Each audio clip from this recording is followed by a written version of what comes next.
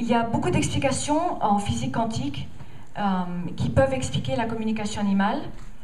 Je ne suis pas physicienne, donc je ne vais pas aller dans cette direction, mais la direction est extrêmement intéressante et j'ai eu la chance de travailler et de parler avec des physiciens quantiques, notamment un physicien quantique de Harvard, qui m'a expliqué en termes de physique pourquoi c'était possible. Mais n'étant pas physicienne, ce n'est pas mon domaine et je préfère pas rentrer dedans et pas vous peut-être dire quelque chose mal interprété et vous induire en erreur. Mais il y a beaucoup de lectures sur ce sujet. Mais donc la façon dont moi je l'explique, c'est que tout a une conscience, tout existe et tout a une conscience. Tout. Donc même le sol sur lequel j'ai mes pieds, même les plantes, si c'est des vrais, je ne sais pas, ont une conscience. Tous les animaux ont une conscience, les êtres humains évidemment ont une conscience, et tout peut échanger parce qu'il y a une conscience. Donc par cette conscience, je peux voyager mon esprit, je peux le déplacer, et je peux aller vers l'esprit de l'animal, et nous échangeons nos deux consciences dans un autre espace, qu'on pourrait appeler espace quantique si vous voulez, dans un autre espace, et dans cet espace, le temps n'existe pas. Le temps et l'espace n'existent pas. Enfin, dans cette autre dimension, plutôt que répéter le mot espace, le temps et l'espace n'existent pas. Et pourquoi? Parce que je peux très bien être aux États-Unis et je peux faire des communications pour un animal qui va se trouver en France, en Espagne, au Japon, au Canada, j'ai fait Thaïlande, doesn't matter. Donc c'est pas parce que c'est la nuit là-bas et la journée pour moi ou l'inverse que ça va changer quelque chose. Je peux faire cette communication et je peux recevoir de l'information. Quel est le type d'information que je reçois en général? En général, le type d'information, c'est sur la vie de l'animal. Comment il est, comment il se sent, qu'est-ce qui se passe pour lui dans sa vie quotidienne, qu'est-ce qui se passe avec ses gardiens, avec ce qui se passe autour de lui, avec les autres animaux, sa vie, avec ses désirs, les choses qu'il vit. Alors pendant la conférence, je vais employer le mot gardien, parce qu'un animal ne nous appartient pas. Aucun être vivant ne nous appartient. Nous n'avons la possession sur personne, ni sur rien, et encore moins sur des animaux. Donc j'évite le mot maître. Pour moi, un animal, il choisit de venir vivre sa vie avec moi et avec vous, et il vient vers nous. Donc on est des gardiens parce qu'on leur assure une certaine sécurité et on leur assure la nourriture et la sécurité physique. Donc c'est pour ça que j'utilise le mot gardien. Okay? Safety. Yes? Ok. Donc cet animal, il choisit de venir avec nous et de partager sa vie avec nous. Et à travers mes expériences, ça fait beaucoup d'années que je fais la communication animale. Et évidemment, on m'appelle pour beaucoup de problèmes. Toujours pour des problèmes. Alors les problèmes, c'est le chat, il fait pipi, il veut pas manger. Le chien, il est agressif, il est jaloux, il est possessif, il a de l'anxiété à la séparation. Le cheval ne veut pas aller en compétition ou s'arrête net en compétition. La peur de quelque chose, les phobies, toutes sortes de problèmes. Bon, ça, c'est pour la communication. Et je ne vais pas parler du domaine de la santé. Je vais toucher juste un tout petit peu dessus tout à l'heure. Donc c'est pour ça qu'on m'appelle. C'est pour comprendre qu'est-ce qui se passe. Et grâce à cette perception, parce que c'est une perception, et c'est une perception que, en fait, vous avez tous. Tous. Ici, chaque personne ici a ce langage aussi. Simplement, vous ne l'avez pas développé. Il n'est pas développé encore. Vous avez peut-être des petits morceaux, mais ce n'est pas développé. Et il y a certaines personnes qui ont plus que d'autres, il y a des personnes qui ont plus de dons que d'autres, mais ça ne veut pas dire que ce langage, il n'est pas à tout le monde. Yes, tout le monde là. Ça veut dire que tout le monde peut le faire, jusqu'à un certain point, jusqu'à un certain degré. Et c'est ça qu'on transmet dans les séminaires. Mais ce que j'ai pu observer, je reviens à la phrase d'avant, ce que j'ai pu observer, c'est qu'on m'appelle pour tout type de problèmes, de comportement en général, ou quelque chose où on veut juste comprendre, où on veut savoir ce qui se passe. Et ma conclusion à moi, en tout cas, c'est que l'animal dans notre vie, presque dans tous les cas, qu'est-ce qu'il vient nous apporter? Il nous apporte l'amour inconditionnel et il nous apprend le non-jugement. Et dans presque tous les cas, je pourrais dire peut-être dans 90% des cas, les problématiques pour lesquelles on m'appelle, elles sont souvent liées aux gardiens. Ça veut dire les personnes assises ici dans la salle. Je suis désolée de vous le dire. Mais la plupart des problématiques sont liées aux gardiens. Alors pour moi, la communication animale, c'est au-delà de pouvoir communiquer, juste le langage. Parce qu'un langage, qu'est-ce que ça serait? Ça serait pareil que d'apprendre du japonais, j'adore le japonais. Ça serait pareil qu'apprendre cette langue ou apprendre du chinois. D'autres langues que moi j'aimerais bien apprendre. Mais le fait que je puisse continuer à faire la communication animale sur tellement d'années, c'est parce qu'il y a autre chose, il y a beaucoup de choses pour moi avec. Et donc, il y a la capacité de la compréhension de l'être humain vis-à-vis de l'animal. Et quand l'être humain, nous, on est tous êtres humains, yes? C'est pas vous et moi séparés, on est tous des êtres humains. Quand l'être humain, il comprend qui est l'animal, il comprend que cet animal a des pensées, a des émotions, pareil que nous, a de la compassion, comme nous, a de l'intelligence, et qui peut parler, qui peut transmettre, ça fait que notre conscience se lève par rapport à l'animal. Et peut-être que si notre conscience à chacun d'entre nous se lève par rapport à l'animal, peut-être qu'on pourra améliorer le sort des animaux sur notre terre. Parce qu'il y en a beaucoup besoin. Et une des façons d'accéder à ça, c'est déjà par la communication animale. Yes? Yes. Deuxième raison pour laquelle c'est tellement important pour moi de faire la communication animale, c'est que souvent, quand on comprend l'animal, on peut éviter beaucoup d'euthanasie à tort. Et donc, à travers mes années de communication animale, dans tous les pays, je peux dire sincèrement que si je meurs ce soir, je pourrais dire, grâce à la communication animale, j'ai pu sauver la vie de très nombreux animaux. Rien que par ça, je ne parle même pas des soins, rien que par ça. Pourquoi? Parce qu'en trouvant la cause de ce qui se passe, on comprend l'animal et on comprend ce qui se passe. Souvent, on peut éviter que le chat est retourné à la SPA, qu'il est re-abandonné, que le cheval est euthanasié. On peut éviter beaucoup de choses. Et des fois, c'est des choses simples. Des fois, c'est des choses aussi simples que le chat qui fait pipi partout dans la maison. Et pourquoi? Et la personne ne comprend pas. La personne est en colère contre le chat. Et qu'est-ce qu'ils font? Ils le ramènent à la SPA. Tout simplement, une communication, dans ce cas-là, qu'est-ce qu'elle pourra révéler? Que peut-être le problème de pourquoi le chat fait pipi dans la maison, c'est peut-être parce que la gardienne a des grands problèmes émotionnels.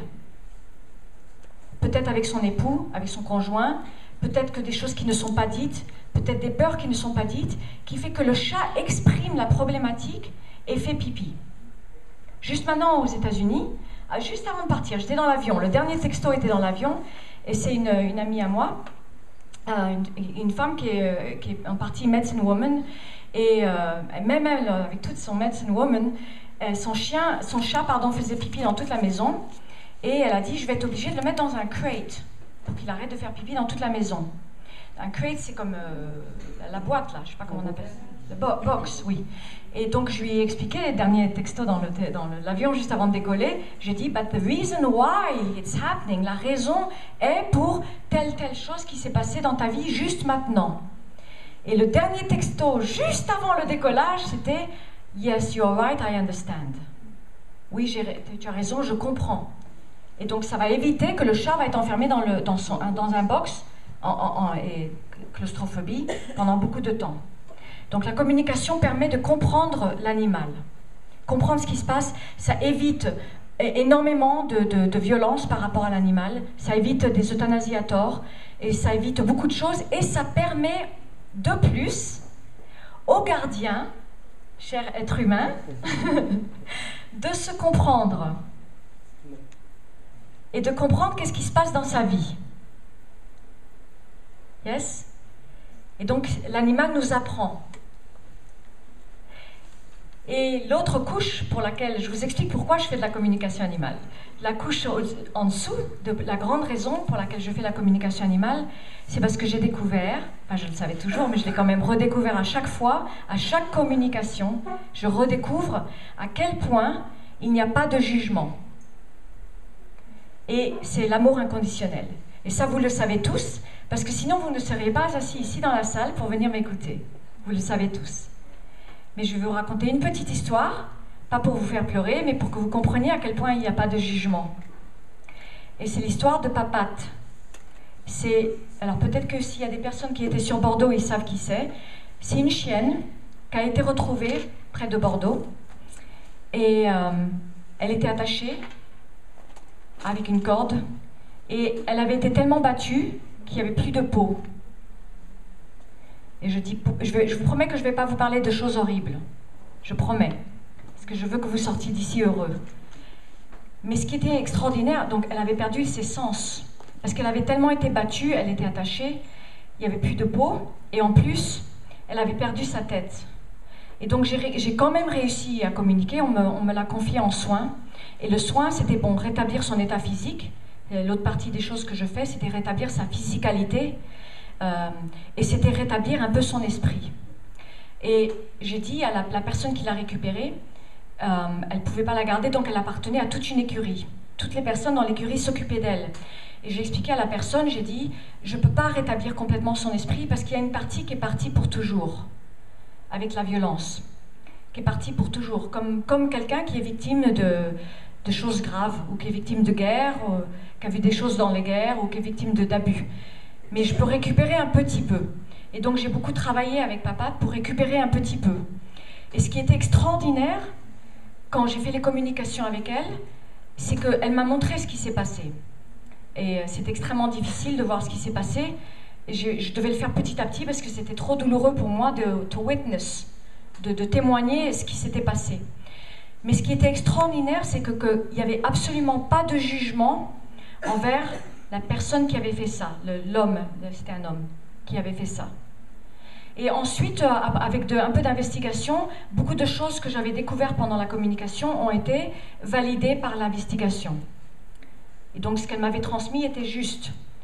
Et heureusement pour elle, elle a vécu 1 an de plus à peu près. Je pense qu'elle avait peut-être besoin de partir.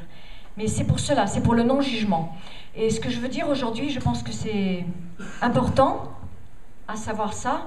Je pense que cet esprit qu'on doit apprendre, nous, en tant qu'êtres humains, de compassion, de non-jugement et d'amour inconditionnel, je pense que c'est la chose la plus importante qu'on a à apprendre, et grâce aux animaux, on peut l'apprendre. C'est eux qui nous apprennent ça. Et c'est pour ça que je continue, après des années et des années, à faire de la communication animale. Parce que vous allez peut-être vous poser la question de... Peut-être qu'un jour, j'en aurai marre de dire pourquoi le chat fait pipi. Voilà. Alors, on va parler de différents types de cas. Et je vais vous expliquer comment ça se passe par couche. Ok? Alors, ma façon de voir, et tout ce que je vous dis aujourd'hui, tout ce que je dis ici, c'est ma vérité à moi. C'est pas une vérité absolue. C'est comment moi je vois les choses, comment moi je conçois les choses par rapport à mes expériences et mon vécu. Peut-être qu'il y a des personnes ici qui voient les choses autrement. That's fine. C'est pour ça qu'on est sur Terre, c'est pour expérimenter la variété de toutes les choses. Alors, c'est pas la vérité absolue, vous prenez ce que vous aimez pas, vous le jetez à la poubelle. Ok? Ok. Alors, pour moi, dans la communication animale, il y a des couches. Il y a des couches.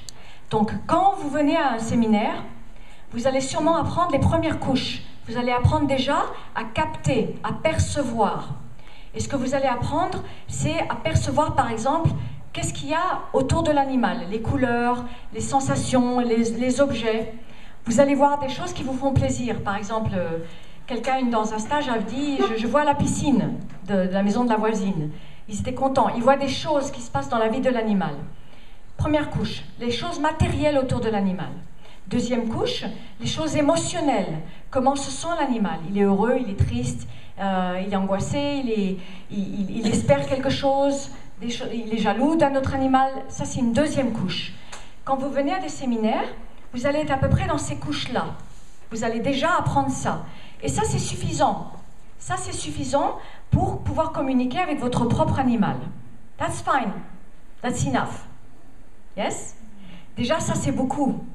Parce que tout le monde ici, chaque personne ici assise sur chaque chaise, a cette capacité. Parce que c'est le premier langage de l'être humain. Parce que nous, avant la parole, on communique comme ça. On communique d'esprit à esprit. Donc quand on rencontre une personne pour la première fois, je la vois, et j'ai déjà 1000 pièces d'informations par minute. Mais comme je ne sais pas les décoder, ça va passer quelque part dans mon cerveau, et ça va être stocké quelque part. Mais tous, chacun d'ici d'entre nous, on a ces 1000 pièces d'informations par minute. Et la communication animale, qu'est-ce que c'est? C'est simplement la capacité de décoder ça. Ok? Par contre, nous, quand je vous enseigne la communication animale, ça se fait à distance beaucoup. Ça se fait à base d'une photo ou aussi sur place. Et donc, je vous amène autre part. Je vous amène dans un autre espace. Yes? Donc, ici, tout le monde a cette capacité. Mais ce qui est intéressant dans la communication animale, c'est qu'il y a des couches plus profondes. Et ces couches plus profondes, elles révèlent le lien qu'il y a entre le gardien et l'animal. Il y a un chien qui court là. Ici, how happy he is? Ça aussi, c'est ce qu'ils nous apprennent, à être heureux dans le moment présent, sans préoccupation. Yes. Donc les couches plus profondes sont très intéressantes parce qu'elles révèlent la relation du gardien avec l'animal. Alors je vais vous parler un peu de tout ça. On va prendre de chaque chose à la fois. D'abord, je vais vous donner un exemple d'une couche simple, par exemple. Donc par exemple, c'est une femme qui m'a appelée, donc je ne me rappelle plus où c'est, je crois que c'est en Suisse. Elle m'a appelée parce que le cheval ne voulait pas entrer dans le van. Et donc elle m'a demandé de faire une communication pour comprendre pourquoi le cheval ne voulait pas aller dans le van et pour pouvoir permettre que le cheval monte dans le van. Et donc j'ai fait la communication très simple. C'était très simple. Le cheval devait aller déplacer dans un autre endroit. Donc il avait déjà tout compris. Il savait très bien qu'il allait déplacer dans un autre endroit, ce qui causait de l'anxiété parce que ça déstabilisait son sens de sécurité. Ok ? Puisque la sécurité, c'est la chose la plus importante pour tous les animaux, ainsi que pour les êtres humains d'ailleurs. C'est la chose la plus importante. Et il y avait un autre cheval plus âgé, donc lui, ça c'était un poulain. Il y avait un cheval qui était proche de lui, et ils étaient très proches. Et lui ne comprenait pas, il pensait qu'il allait être envoyé dans l'autre endroit, et que ça allait causer une séparation avec le cheval. Donc il était angoissé. Donc quand ils ont essayé de le faire monter dans le van, il refusait de monter. Donc la dame a essayé toutes sortes de techniques, toutes sortes de choses, éthologie, cris même, toutes sortes de choses, violence un petit peu. Elle a essayé beaucoup de choses et elle était très frustrée. Mais comme il fallait absolument qu'elle quitte cet endroit, elle avait à peu près 4 jours de délai. Je ne peux pas vous dire exactement la quantité de jours, mais elle avait plusieurs jours, 4-5 jours de délai. Elle a fait appel à moi. Et donc je lui ai expliqué, je lui ai dit, il y a un cheval qui serait gris. Elle m'a dit oui. J'ai dit, ils sont en très bons termes, ils sont très proches l'un de l'autre. Elle m'a dit oui. J'ai expliqué, j'ai dit, ben, c'est ça qui se passe. Ce cheval ne veut pas être séparé de celui-là. C'est très très simple. Very, very simple. Et donc, je lui ai dit, je vais lui expliquer. Donc j'ai fait la communication, donc c'est pour ça que c'est un échange, parce qu'il me parle et moi j'envoie. Et je lui ai montré le van et je lui ai montré que l'autre cheval serait là-bas, à l'attendre. Et donc, j'ai expliqué à la dame, je lui ai demandé, est-ce que vous pouvez envoyer le cheval gris d'abord? Comme ça, je lui explique qu'il va l'attendre de l'autre côté. Et le lendemain, le cheval est monté dans le van sans problème.